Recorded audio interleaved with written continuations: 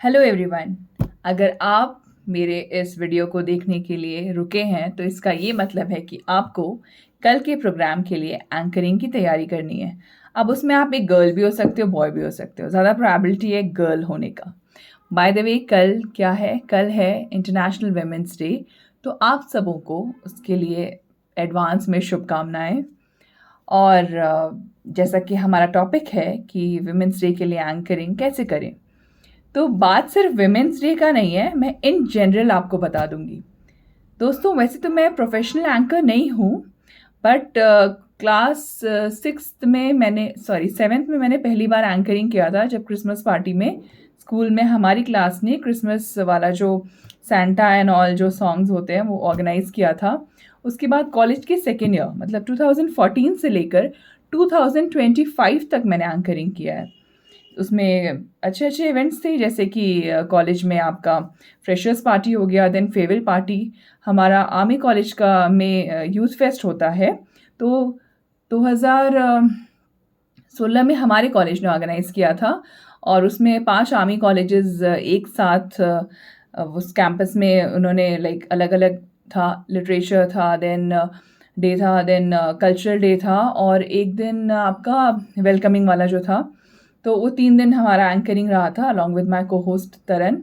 Then उसके बाद अमृत Bharat station schemes के तहत मैं being a railway employ at present 2019 से लेकर अब तक, तो उसमें मैंने सबसे बड़ा जो मेरा अचीवमेंट था वो गवर्नर सर के सामने था, जो फ़िलहाल अभी उपराष्ट्रपति हैं, honourable CP Radhakrishnan sir.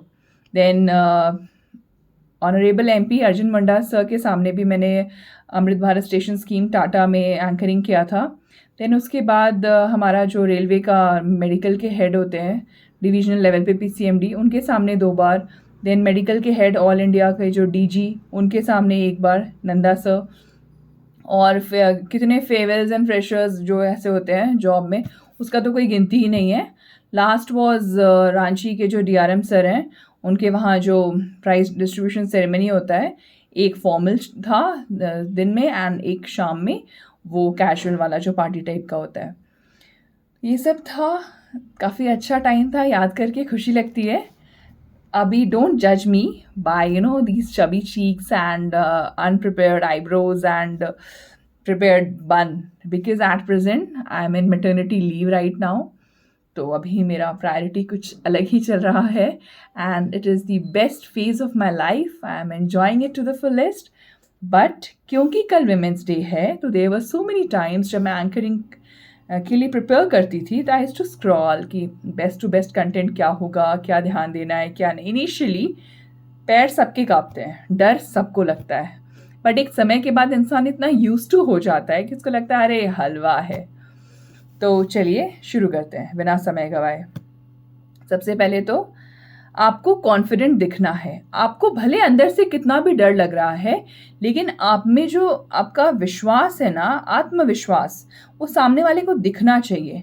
And सामने वाले के आंख में देख के बात करना है आपको। सपोज आपका ऑडियंस बैठा हुआ है, तो आपको कोशिश करना है कि आप सब तरफ देखें। ये नहीं कि बस सामने देखे जा रहे हैं, या बस लेफ्ट साइड देख रहे हैं, या बस राइट साइड। नो, बिल्कुल भी नहीं। आपको सारे ऑडियंस को कवर करना है। और कॉन्फिडेंस इज़ लाइक मतलब समझ में आ जाता है। वो आपका आवाज़ लड़खड़ाएगा, देन आप शिवर करेंगे, देन ये सब चीज़ नहीं होनी चाहिए। 50 बार प्रैक्टिस करना हो कीजिए, उस सेटअप पे पहले जाना हो जाइए, माइक टेस्टिंग कर लीजिए। उस मोमेंट पे काम नहीं बिगड़ना चाहिए। तो वो तभी होगा जब पहले से ही सब तैयारी करेंगे। दूसरा है वेयर कंफर्टेबल क्लोथ्स। आप जो भी कपड़ा पहन रहे हैं, अगर आप अपने कपड़े में ही आराम से नहीं हैं, तो फिर क्या ही मतलब है। अब उसमें आपको ध्यान देना है कि जो कपड़ा है वो प्रोग्राम के अकॉर्डिंग होना चाहिए। सपोज आप कुछ MP MLA का प्रोग्राम है, आप जो वहाँ पे पहन के जा रहे हैं, मतलब क्या बोले, शॉर्ट ड्रेस, तो सही बात नहीं है ना। एंड कहीं मान लीजिए कोई कैजुअल सा पार्टी है, वहाँ पे आप साड़ी पहन के जा रहे हैं, वो भी समझ में नहीं आएगा। तो आप थोड़ा किस उम्र के लोग आ रहे हैं, किस लेवल का प्रोग्राम है, उसके अकॉर्डिंग पता करके ही जाइए। एंड अगर कोई फॉर्मल प्रोग्राम है तो पहले से पता कर लीजिए कि साड़ी पहनना है या सूट भी चलेगा, और अगर पहनना है तो कौन से कलर का पहनना है। ये सब चीज़ अगर पता रहेगा तो अच्छा लगेगा। एंड इफ़ पॉसिबल फॉर्मल में जितना हो सके थोड़ा प्लेन रखिए, साड़ी बॉर्डर वाला रखिए, हील्स बहुत ज़्यादा मत रखिए, और कोशिश करना है हील जो हो तो वो मतलब फ्रंट टू बैक लगभग हील हो। ये नहीं कि पेंसिल हील रख लिया, कहीं आप स्लिप विप कर गए, गिर गए तो मुश्किल हो जाएगा। तो अपना कंफर्ट को आपको टॉप मोस्ट प्रायोरिटी पे रखना है, ठीक है। देन है नेक्स्ट आपका स्माइल।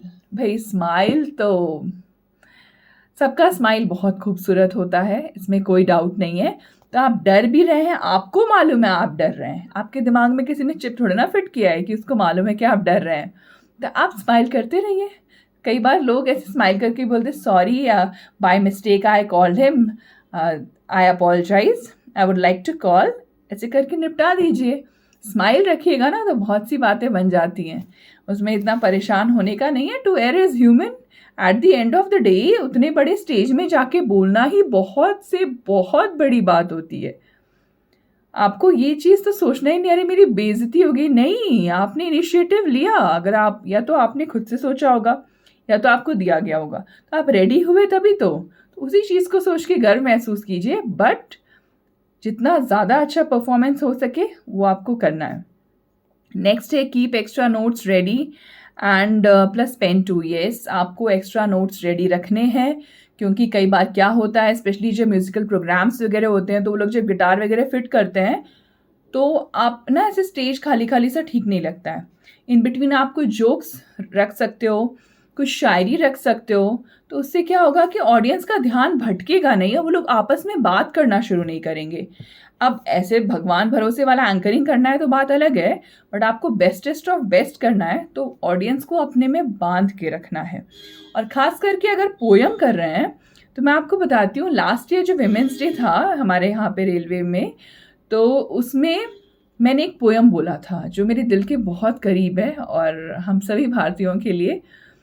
खूब लड़ी मर्दानी वह तो झांसी वाली रानी थी। तो मुझे पता था ये है बहुत लंबा पोयम, और मुझे बहुत अफसोस भी है, लोगों ने बोल भी दिया था बहुत लंबा पोयम है। अरे यार, किसी ने 21 में अपनी जान की कुर्बानी कर दी और तुम 5 मिनट सुनने में तुमको पोयम लंबा लग रहा है। अब क्या बोले, अलग अलग लोग हैं दुनिया में।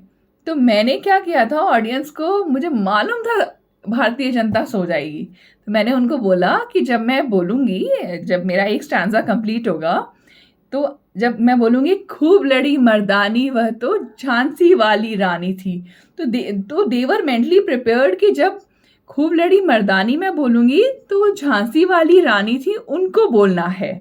तो ऐसे करके वो भी जोश में आ गए। एंड आई रियली रेग्रेट कि मेरे पास वो वीडियो नहीं है, बट वो मेरे दिमाग में हमेशा रहेगा कि आई वॉज देयर एंड मैंने मतलब ऑडियंस को सोने नहीं दिया। पहले से ही सोच लिया था कि भैया मैं सोने नहीं दूंगी, पूरा पोयम सुनना पड़ेगा और उसमें एक्टिवली आपको पार्टिसिपेट करना पड़ेगा। And thanks to railway employees of Ranchi division, इतना सुंदर पार्टिसिपेट किया उन्होंने कि मैं क्या बोलूँ आपको। इफ़ पॉसिबल ऐसा कुछ हो जिसमें ऑडियंस को बोलने का नौबत आए, ज़रूर इन्वॉल्व कीजिए, वो लोग बहुत खुश होते हैं।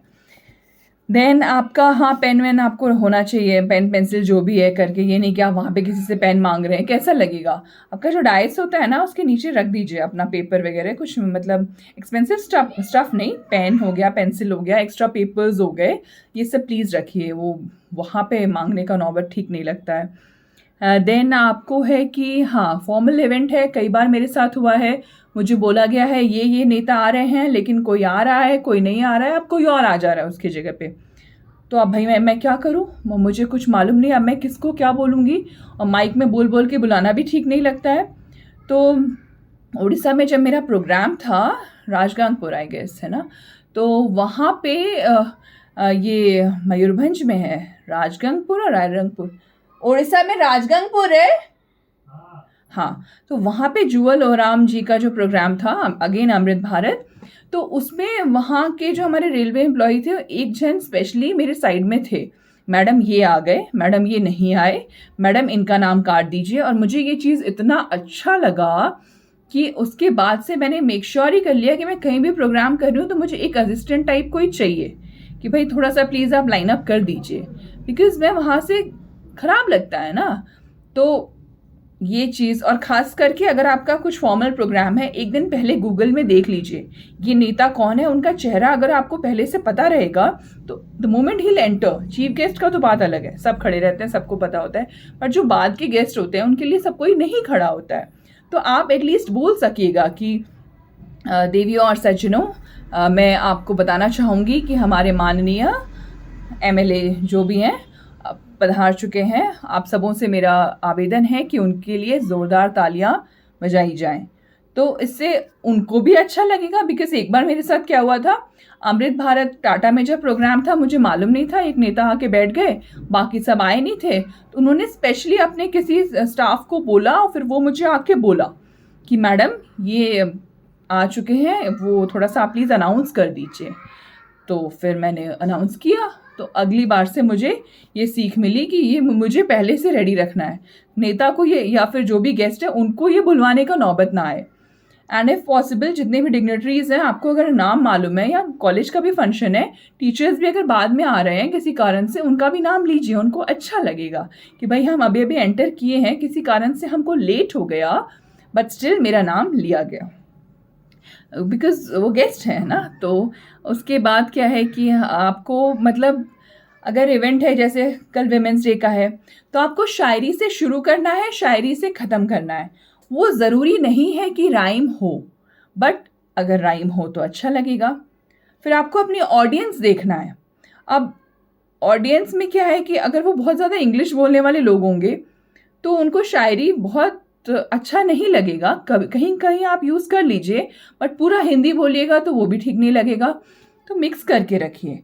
और पूरा अगर हिंदी बोलने वाले लोग होंगे, वहाँ पे आप इंग्लिश में इंग्लिश बोले जा रही हैं, एक तो इंग्लिश समझ में भी नहीं आता है उतना एंकरिंग, भाई हम भारतीयों को थोड़ा हमें चाहिए हिंदी में ना थोड़े हाई फाई भारी भरकम शब्द हो, सुनने में लगे अरे वाह, है ना, कुछ सोच के लिखा है अगले ने।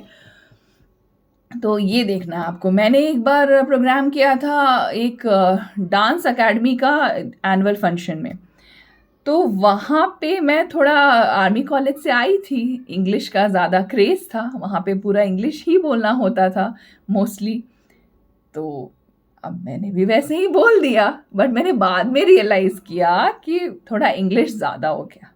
तो काफ़ी समय लगा है मुझे धीरे धीरे हिंदी के भारी भरकम शब्द सीखने में, अभी भी सीख ही रही हूँ, तो ध्यान दीजिएगा इस बात को। और जैसा कि मैं कपड़े के बारे में तो बात कर ही चुकी हूँ कि आपको पता करके जाना है कि कैसा प्रोग्राम है, उसी हिसाब से अगर ड्रेस रहेगा तो बढ़िया रहेगा। और देन आपका सबसे ज़रूरी बात जो फ़िलहाल अभी मेरे पे लागू नहीं हो सकता है, विच इज़ टोटली ओके, इस टाइम पे करने का ज़रूरत भी नहीं है। फ़िलहाल I am on my maternity leave right now, तो कोशिश है, जस्ट 4 महीना पूरा होने वाला है 17 तारीख को मेरे बेटे का, तो उसके बाद मेरा धीरे धीरे 15-20 मिनट से आधा घंटा 1 घंटा अपने फ़िटनेस पे काम करूँगी मैं। लेकिन अगर आपका ऐसा कुछ फ़ेज़ है तो प्लीज़ इग्नोर, बट अगर ऐसा नहीं है तो अब भाई सुंदर लोग किसे नहीं अच्छे लगते हैं। सुंदर का मेरा ये मतलब नहीं है कि, समझ रहे हैं, मृगनयनी सी आंखें, लंबी नाक और मतलब ऐसा लगे कि बस भगवान ने ही बनाया, नहीं। आपको अपने फिटनेस पे काम करना है, आपको एक चार्मिंग एंड मतलब स्मार्टनेस वाला लुक होना चाहिए। आपका ड्रेस वगैरह बहुत महंगा न भी हो तो एक प्रेजेंटेबल लुक अगर रहेगा तो अच्छा लगता है। आप कहीं ना कहीं पूरे प्रोग्राम को मतलब होस्ट कर रहे हैं ना, तो जैसे कहते हैं ना, डोंट जज a book by its cover, but people do जज a book by its cover. तो अल्टीमेटली आप उस प्रोग्राम के कवर हैं। हर एक किसी से मिलना पॉसिबल नहीं है और हर किसी के वश का भी नहीं है एंकरिंग करना। डांस भी अपने आप में बहुत मेहनत की चीज़ है, कोऑर्डिनेशन एंड ऑल, बट उसमें अगर ग्रुप है कि सॉन्ग है, उसमें क्या है, वो प्ले हो रहा है, आपको मालूम है मुझे 5 मिनट अपना 100-200% देना है, फिर मुझे आ जाना है। बट एंकरिंग में ऐसा नहीं है। मोदी जी के प्रोग्राम में तो बोलते थे 15 मिनट का प्रोग्राम खाली रेडी करना है, और हमारे साथ तो ऐसा हुआ था, मैं कितना एक्स्ट्रा कंटेंट लिख के गई थी, एंड थैंक्स गॉड मैं लिख कर लेके गई थी, वरना तो क्या ही होता। गवर्नर सर के प्रोग्राम में अगेन वो तो 2 घंटा 2.5 घंटा लेट नहीं रहेगा कंटेंट, आप क्या कीजिएगा, आपका तमाशा बन के रह जाएगा। लोग भी इतने बुरे होते हैं ना, वहाँ पे जो खड़े रहता है सबको ही कोई नहीं रहता, भैया बहुत मतलब हिम्मत करके गई है अगली, ये नहीं वो उल्टा अलग ही गाना गाएंगे। तो आपको मैक्स टू मैक्स कंटेंट लेकर जाना है, बिकॉज़ कुछ पता नहीं है कब चीफ गेस्ट तो वैसे भी टाइम पे कहाँ आते हैं, नेता का तो अलग ही कहानी है, कुछ ना कुछ हो ही जाता है। तो इसलिए आपको ध्यान देना है इस बात का कि गलती से भी आपका कंटेंट कम ना पड़े, और फिटनेस बढ़िया रहेगा, अच्छे दिखिएगा तो किसी को भी अच्छा लगेगा। थोड़ा बहुत अगर इन बिटवीन प्रोग्राम्स में कुछ ऊपर नीचे होगा भी ना, चल जाता है। एंड एक चीज़ ज़रूर ध्यान रखिएगा, well begin is half done. मतलब शुरुआत अगर आपने बढ़िया कर दिया ना, तो आधा काम तो ऐसे ही हो गया।